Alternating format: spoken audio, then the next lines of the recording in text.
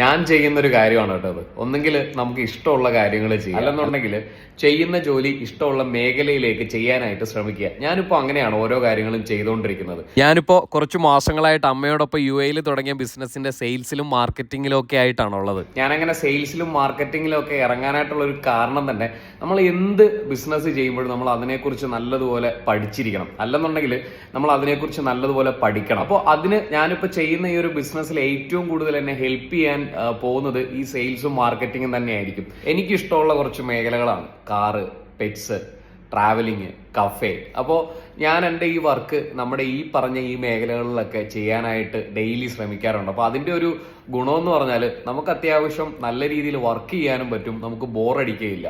എനിക്ക് നല്ല രീതിയിൽ എൻജോയ് ചെയ്ത് വർക്ക് ചെയ്യാൻ പറ്റുന്നത് എനിക്ക് ഇൻട്രസ്റ്റ് ഉള്ള മേഖലയിലേക്ക് ഇതിനെ കണക്ട് ചെയ്ത് ചെയ്യുന്നത് കൊണ്ടാണ്.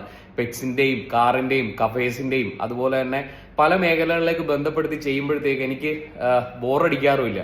ഈ പറഞ്ഞത് എൻ്റെ കാര്യമാണ്. എന്താണ് നിങ്ങളുടെ അവസ്ഥ? നിങ്ങൾക്ക് ഇഷ്ടമുള്ള ജോലി തന്നെയാണോ ചെയ്തുകൊണ്ടിരിക്കുന്നത്? അല്ലെന്നുണ്ടെങ്കിൽ ഇഷ്ടമുള്ള മേഖലയിലേക്ക് നിങ്ങൾക്ക് ഇങ്ങനെ നിങ്ങളുടെ ജോലികൾ ബന്ധപ്പെടുത്തി ചെയ്യാനായിട്ട് നിങ്ങൾക്ക് ഡെയിലി പറ്റാറുണ്ടോ?